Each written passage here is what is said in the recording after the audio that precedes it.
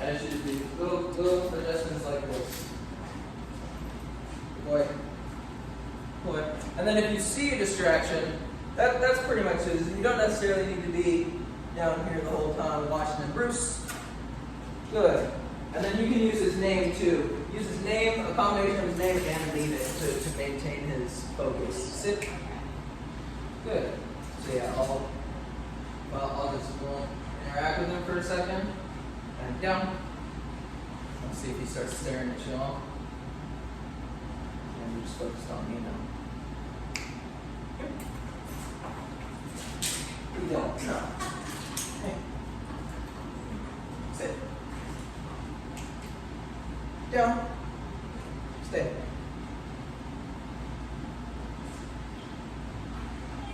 So good. You just good boy. Leave it. See how he looks at me? Good boy. Oh, that's really good. Good boy. That's really good. That's very good. Good boy. And that's just his swoop you're doing it? Yep, that's just that Purina right there. Hey. Hey. So we just carry that around all the time. Sit. Yeah, I would carry a little bit on your walks and maybe just have, portion out. You can always just portion out, like, you usually feed them like 5-6 cups a day. Yeah. Yeah, so just portion that out into a bowl and have it ready on the counter or something, and you can just use it throughout the day. And then maybe give him an extra cup or two, y'all, at night when you're going to bed. Okay. Just to keep him, if he's, as he needs, if he's looking skinny or anything like that. Yeah. And then you can just give him sit. If he works for sit, like 3/4 of it, you can just give him the rest. And now this isn't him skinny, this is how he's supposed to look. Because like I can see all of his ribs right now. Is that normal?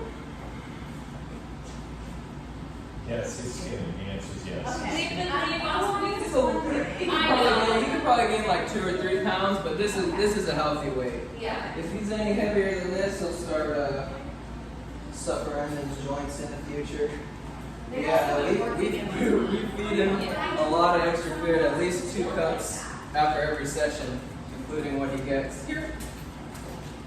Leave it. How do you sound with you guys? Okay. You're going off to the car. I think so. There's no color in the card. Okay. Sit. Hey, leave it. Bruce. Leave it. Go ahead. Alright, who wants to go first? Sit. Kayla should go first. I've already walked in. Sit. Good boy. So if he starts jumping on you, no. No. But now I just don't think, like, do I just not, when I walk in the house, what do I do? I would knee him in the chest first of all. Okay. Yeah, and just don't touch him with your hands. You can like hit check him or something like that. And when am I allowed to touch him? Like now When he's he's- sitting, when he's calm. so patiently. Yeah, you can try. Now if he touches you or if he jumps on you, right then at that moment, I would be prepared to like immediately retract your hands and Okay. stop giving him any sort of. That's the big thing that a lot of people do is they'll push the dog off with their hands. That's just what the dog wants, for you to touch them with your hands. Yep. So there's that leash. If he starts to jump on you, I would just check him out to the side there. And you don't really need to wrap it up necessarily. I would just hold it like down right there. Okay. And I'll go with backhand so it's a little more natural. Like this? Not the other way. This way? Take it. Put it. Put your hands, Show me. yeah, just like that. Just Okay. like that. Just tell him heel and start walking. Heel. There you go. Keep that hand nice and relaxed. And just a quick check backwards. That's pretty good there. So But don't watch him. yeah, you can watch him for now if you want, but yeah, you don't have to step backwards. I say check, I just mean Yeah, the do leash. like that. Yeah, just like that. And then he's. You can tell Tell him him to. sit. Yeah. Yeah, he should sit automatically when you stop. Okay. Good. And if he doesn't sit pretty quickly, I would be telling him to sit. Okay. He's very excited. Heel. Oh, he's like, I miss our walks. Sit. Y'all have any plans then just to send him back to us. So good. Oh, yeah. Heel. He's gonna. What do you say? Call his name? Just say, Bruce or- just say sit. Sit. And then leave it. So this is, so here, I'll show you how to do the change in direction real quick. I'll demonstrate for you. Bruce here. Good boy. No. Monster, sit. So if you're here, this is pretty much the only time that you would let the slack go out in your Is leash. it she's sitting? Yeah. No, is when you're gonna do this change in direction. Oh, okay. So most of the time you should be right here, right? So, but if there's some sort of distraction, it's better to let him get out in front of you. Nope. Nope. Heel. Don't want to be. Heel. He basically used his own force against him. Good. Good. And then he's gonna follow me a lot better. And I'll basically do that. Nope. Heel. Heel. Oh, he wants mama. Heel. And for any given distraction, you basically you can do this kind of exercise. Nope. So we shouldn't Bruce. be walking him like Bruce. that in the stroller. Let's see. And then he I, just goes back. I wouldn't for now. Okay. I wouldn't until he's a little older. Sit. So now, but I can have him and have them on bikes and everything. I'm walking him up. Yeah, I would be really strict about utilizing that change in direction, especially at first, because that's going to be super like high stress for him. Is watching all of them zooming around on bikes. So it's better to just go up and down the That's street gonna and be walk. his. I would rather you go that the 100 foot in front of the house, turn around and turn around and turn around and turn around for 15 minutes, or just go up and down the block 2 or 3 times, then go straight for a mile. Because that's the big problem with a lot of people when they walk their dogs at first, is they're just even if they get the dog home from training and the dog's good on their heel, if you just go back to forward, forward, forward, forward, I forward, mean, that's forward, normally what I did. yeah, the dog is just gonna go back into that routine of, oh, we're going forward, we're going forward, we're going forward, and then it's back into that sort of reinforced loop of forward, sniff, sense, person, dog over here, what's going on in the Yeah. environment. Okay. Versus when you work some food, working him in this heel position, sit, good. So you basically want to have that food in your hand, and I cup it like so with my fingers, and then this is basically the point where I'll let him eat from. 'Cause I'm not giving him anything right now. He's not getting anything until I say yes, and then I'll just open up my finger just a little bit to release like 2, 3, 4 kibbles.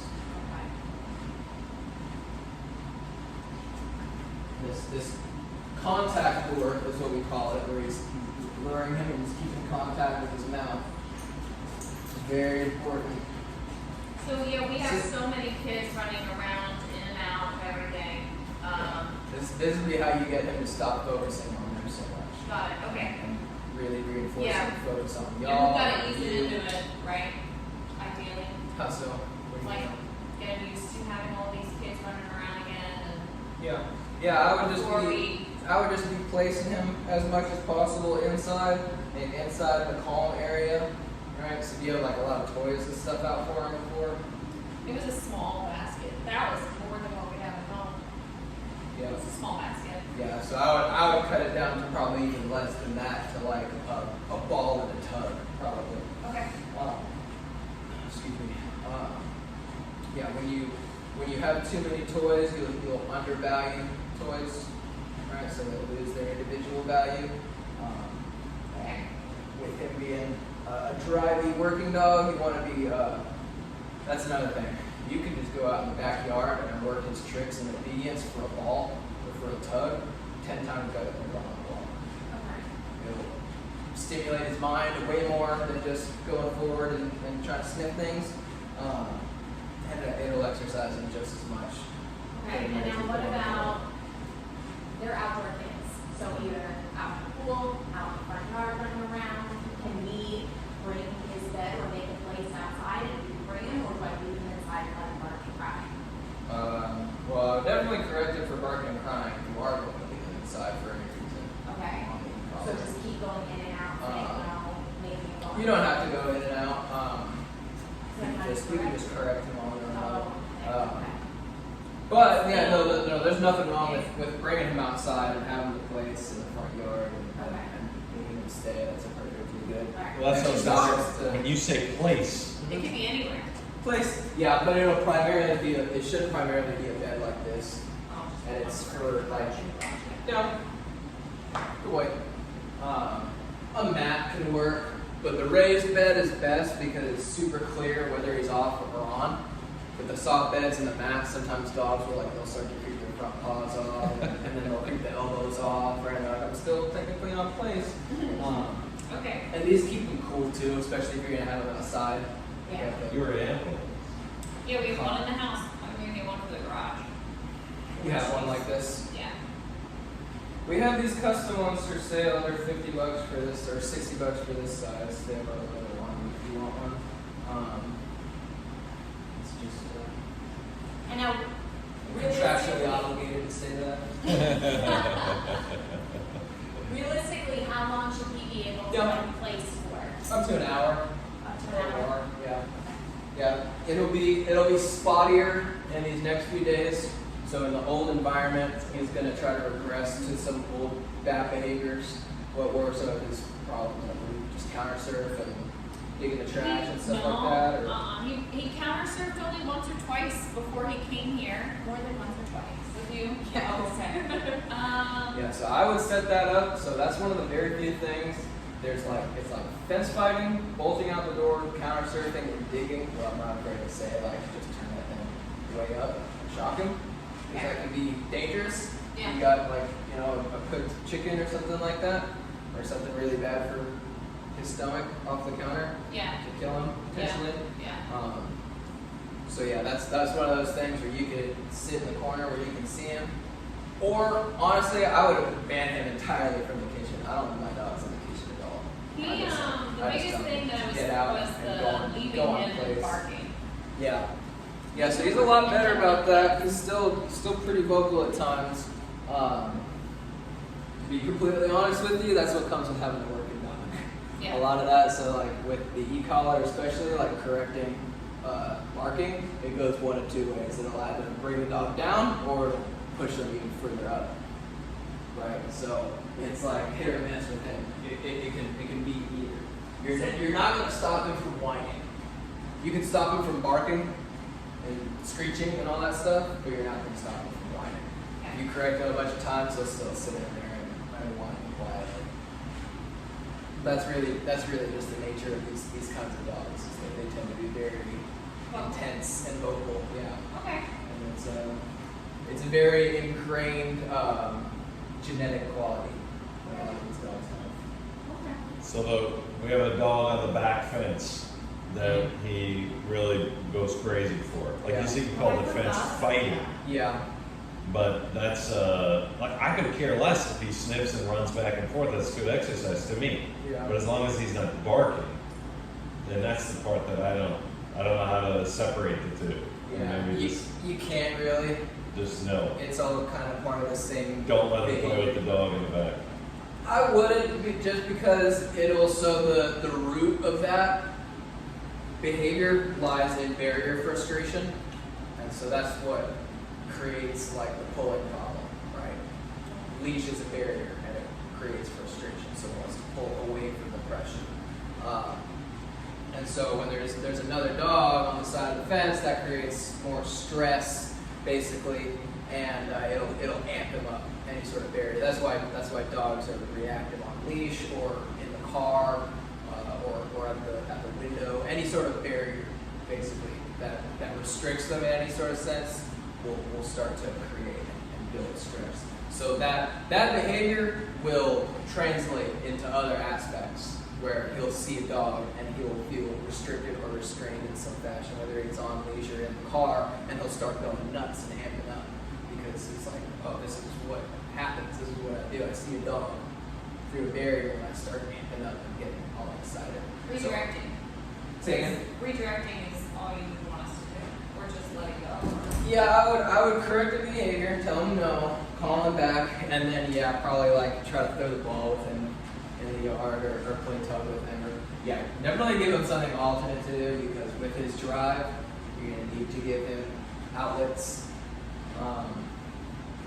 Consider enrolling in a bike club. I haven't. No. But now when he's on the place, should we allow people to interact with him there? No. You can, and that's what I was saying earlier. Is we can practice having the girls come up individually at first, touching on him and walking away, and work on keeping him down there. Is probably and this. Yeah.